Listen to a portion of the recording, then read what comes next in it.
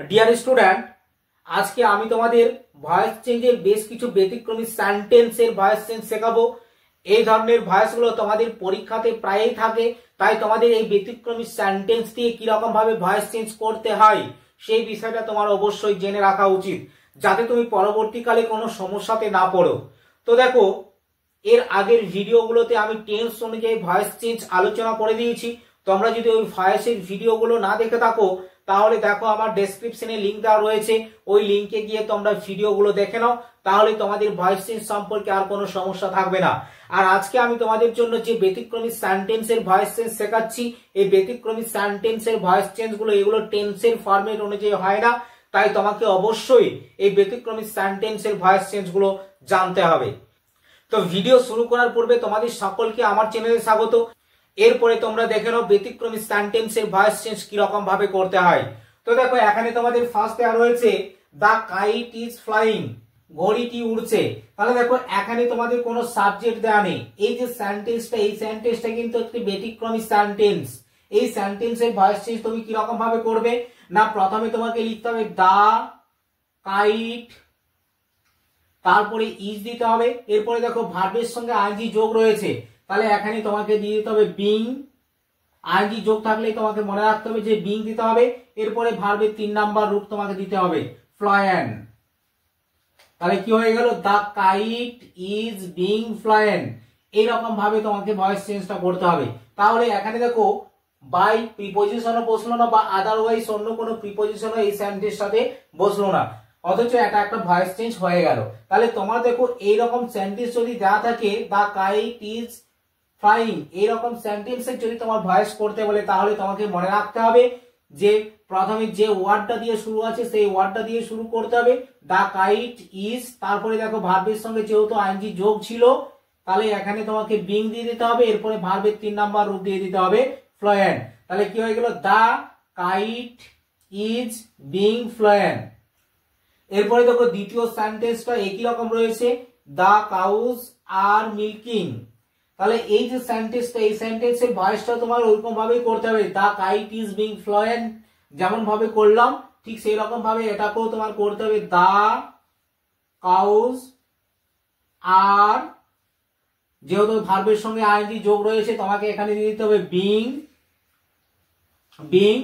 তারপরে ভার্বের 3 নাম্বার রূপ দিয়ে দিতে হবে মিল্ক। ভার্বের 3 নাম্বার রূপ হয়ে গেল মিল্ক। তাহলে অ্যান্সারটা দেখো কিরকম হলো, the cows are being milk. Okay, এরপরে দেখো পরের যে সেন্টেন্সটি রয়েছে, you are to make this arrangement. এই যে সেন্টেন্সটা দেখো, ইউটা হচ্ছে সাবজেক্ট, আর টু মেক এটা হচ্ছে ভার্ব, আর এই অংশটাকে বলা হবে অবজেক্ট। তাহলে দেখো, এই সেন্টেন্সটাতে সাবজেক্ট ভার্ব অবজেক্ট রয়েছে, কিন্তু এই সেন্টেন্সটার উত্তরটা কিরকম ভাবে তোমাকে লিখতে হবে। প্রথমে তোমাকে লিখতে হবে দিস অ্যারেঞ্জমেন্ট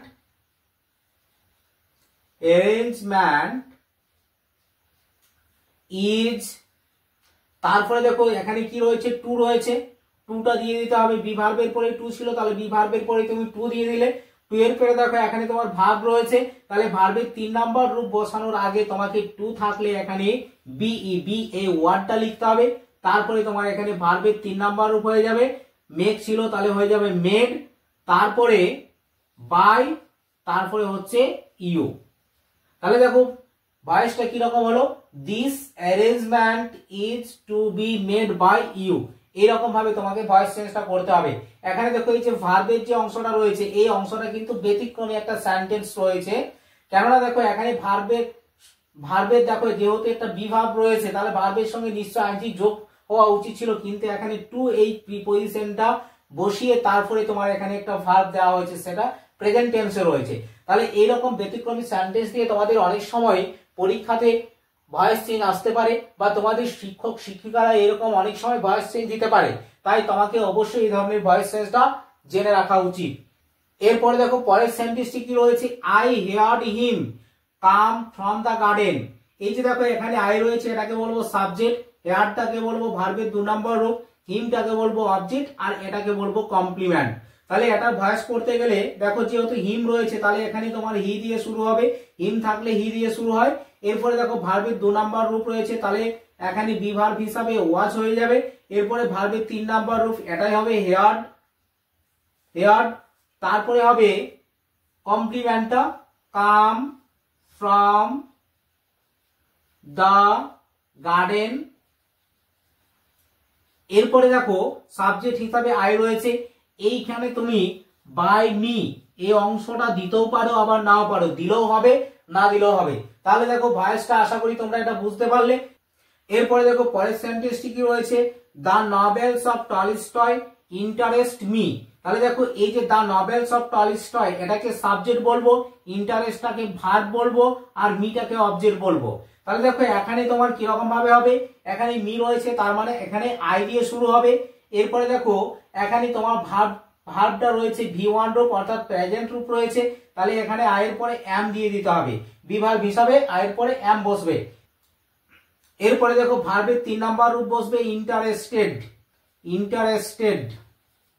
ভার্বের 3 নাম্বার রূপ দিয়ে দিলে, ভার্বের ভি3 রূপ দিয়ে দিলে, এখানে বাই প্রিপজিশন বসবে না, এখানে বসবে in the novels of Tolstoy, Tolstoy. তাহলে দেখো আজকে আমি তোমাদের যে ব্যতিক্রমী ভয়েস চেঞ্জ গুলো শেখালাম, এই ভয়েস চেঞ্জ গুলো আশা করি তোমরা বুঝতে পেরেছো। এরপরে দেখো পরের যে ব্যতিক্রমী সেন্টেন্স এর ভয়েস চেঞ্জ গুলো আমি শেখাচ্ছি, এই সেন্টেন্স গুলো কিরকম ভাবে তোমরা ভয়েস চেঞ্জ করবে। এখানে দেখো তোমার বলে দেওয়া রয়েছে passive voice with object employed, এখানে উইথআউট বাই অর্থাৎ বাইটা কিন্তু থাকবে না। তাহলে তোমাকে দেখো এখানে যে প্রথম যে সেন্টেন্সটা আমি দিয়েছি I have lost my pen, আমি আমার কলমটা হারিয়েছি। তাহলে দেখো এখানে সাবজেক্ট হিসাবে রয়েছে আই, আর হ্যাভটা হচ্ছে এখানে হেল্পিং ভার্ব এইচ ভি, আর এটাকে আমরা লস্টটাকে বলবো এম ভি মেন ভার্ব, আর মাই পেনটা হচ্ছে অবজেক্ট। তাহলে এখানে দেখো যেহেতু বলা হয়েছে উইথআউট বাই অর্থাৎ বাই কিন্তু থাকবে না, বাই অংশটা তোমার দেওয়ার প্রয়োজন নেই এই ভয়েসের ক্ষেত্রে। তাহলে এখানে দেখো তোমাকে কি লিখতে হবে, মাই পেন, আগে অবজেক্টটা লিখতে হলো। এরপরে দেখো মাই পেন যেহেতু থার্ড পারসন সিঙ্গুলার ফর্ম, তাহলে থার্ড পারসন সিঙ্গুলার ফর্ম হলে তোমার এখানে বসবে হ্যাজ, তারপরে হ্যাজ থাকলে বিন দিয়ে দিতে হয় বিন, তারপরে হচ্ছে ভার্বের 3 নাম্বার রূপ lost, my pen has been lost. তাহলে এরকম ভাবে লিখে দিলে হয়ে যাচ্ছে। এরপরে দেখো এখানে বাইয়ের যে পরের অংশটা রয়েছে বাই মি, এটা কিন্তু দেওয়ার প্রয়োজন নেই, এরকম ভাবে লিখে দিলেই তোমার ভয়েস চেঞ্জটা হয়ে যাবে। এরপরে দেখো পরের যে অংশটি রয়েছে somebody has stolen my purse, তাহলে এখানে সামবডি এটাকে সাবজেক্ট বলবো, হ্যাভ হ্যাজটাকে বলবো এইচ ভি হেল্পিং ভার্ব, আর স্টলেনটাকে বলবো এম ভি মেন ভার্ব, আর এখানে মাই পার্স এটা হচ্ছে অবজেক্ট। তাহলে এখানে তোমার অবজেক্ট দিয়ে শুরু হবে মাই পার্স।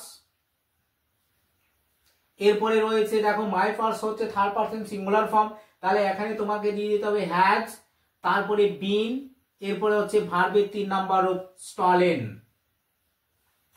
এখানেও দেখো বাই দেওয়ার প্রয়োজন নেই, এখানে বাইয়ের পরের যে অংশটি রয়েছে বাই সামবডি এটা কিন্তু লেখার প্রয়োজন নেই।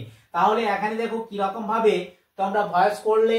আজকে আমি তোমাদের যে সিস্টেমে ভয়েস চেঞ্জটা শিখিয়ে দিলাম আশা করি তোমরা এটা বুঝতে পেরেছো।